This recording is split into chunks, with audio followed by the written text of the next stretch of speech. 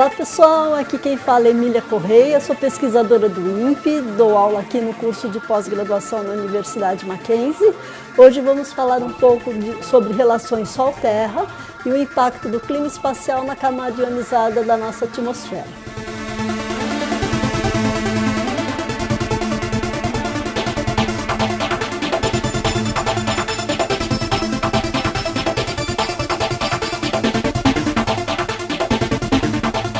Hoje estamos aqui no topo de um edifício no centro de São Paulo, na Universidade Mackenzie, onde vamos falar um pouco das relações Sol-Terra. A principal fonte de energia aqui para nós é a energia proveniente do Sol. E essa energia que vem do Sol, na verdade, são ondas eletromagnéticas que cobrem todo o espectro eletromagnético, desde a faixa dos raios gama, raios X, passando pelo visível até micro-ondas e ondas de rádio. Essa energia ela acaba chegando a visível na superfície, que é a energia que controla a nossa temperatura, as variações de temperatura que a gente tem aqui na Terra. A parte do ultravioleta, basicamente, e raio-x, é absorvida pelos átomos e moléculas que constituem a nossa atmosfera e aí são ionizados, formando a camada ionizada chamada de ionosfera.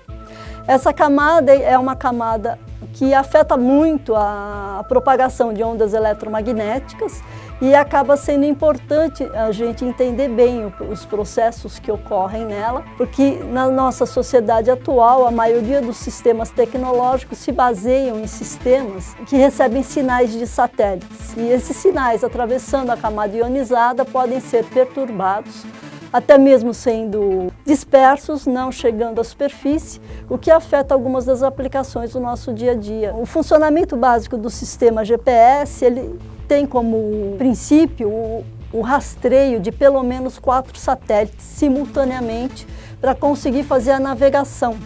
No caso que ocorram as irregularidades da ionosfera, os sinais ficam dispersos, você perde essa navegação. No caso em que a atmosfera está tranquila, sua precisão pode chegar a centímetros, mas se ela estiver perturbada, sua imprecisão pode chegar até quilômetros, que dependendo da sua aplicação pode ser muito crítico. Por exemplo, no caso do pouso de uma aeronave.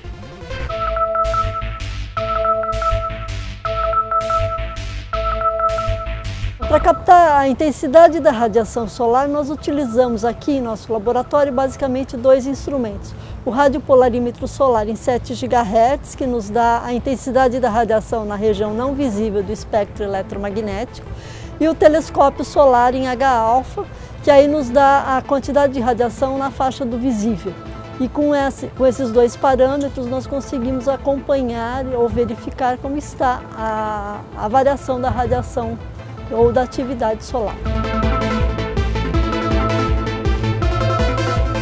Esse é o telescópio, é uma parabólica, parece uma antena de TV, em que o sinal vem do Sol, reflete no prato e é recebido pela corneta aqui, que é transformado numa voltagem que a gente grava no sistema de aquisição de dados. Esse é o sistema que faz parte do celostato para observações solares no H-alfa. Aqui é o conjunto de espelhos em que o inferior recebe a radiação que vem direta do Sol, ela é refletida no superior e daqui ela é transmitida para o telescópio que está dentro do prédio, onde são detectadas as imagens H-alfa do Sol. Esse sistema aqui se refere àquela antena de 7 GHz, o radiopolarímetro, em que aqui temos o programa de controle de rastreio que nos diz que estamos rastreando o Sol bonitinho, mesmo em dia nublado a gente consegue rastrear o Sol. Os sinais que a gente capta com a antena, eles são primeiros gravados de maneira analógica aqui, com registro de controle, depois eles são processados e digitalizados e gravados no computador. São aplicados rotinas de análise de dados, em que a gente faz um gráfico desses dados adquiridos e nos quais a gente consegue avaliar o comportamento da radiação solar. Agora vamos ver a parte referente aos espelhos que a gente viu anteriormente, que se refere à detecção da radiação visível usando o celostato. A radiação observada pelos espelhos entra por essa janelinha e entra nesse celostato. e cuja imagem é gravada com uma câmera digital e processada e guardada nesse computador. Essas imagens são adquiridas mais ou menos a cada 5 minutos e depois a gente processa para tirar informação de variação da radiação H-alfa. E isso ocorre quando temos uma explosão solar. No caso da imagem, que é diferente do sinal do radiotelescópio, a gente tem que nas regiões em que você tem acúmulo de campo magnético, por exemplo, nessa daqui a gente tem o filamento, que identifica a presença de campo magnético, e aqui uma região ativa, é onde podem ocorrer as explosões solares, aumentando a radiação que nos afeta e que altera as condições aqui da nossa atmosfera. Bem, falando em tudo isso, falamos muito dos efeitos aqui no nosso dia a dia, mas o que tem isso a ver com a gente estar lá pesquisando na Antártica, né? Na verdade, as perturbações que vêm do espaço externo da Terra, ou seja, do geoespaço, elas afetam direto as regiões polares. Todos os fenômenos físicos que ocorrem na nossa atmosfera e aqui na Terra, eles estão conectados pelo campo magnético e pelas partículas. E é como se fosse um corpo único. Então, fenômenos que ocorrem em determinadas posições acabam afetando toda a Terra. E a ideia é ter uma pesquisa que avalie em grande escala como que esses fenômenos se conectam. A importância de a gente ter esse ponto de estudo, esse local de estudo lá na região antártica é exatamente isso, a gente ter o elo de conexão entre as perturbações que estão acontecendo em latitudes mais baixas aqui no setor americano com o que está vindo lá da Antártica.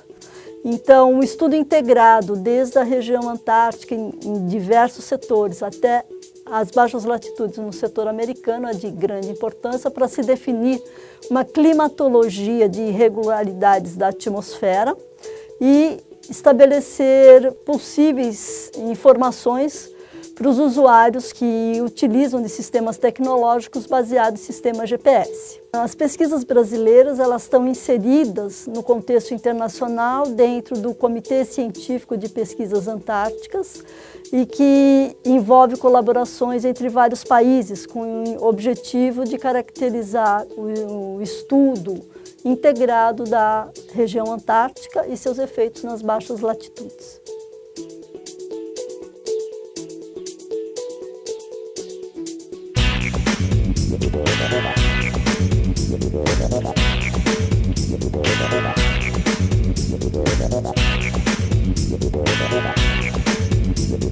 Bye.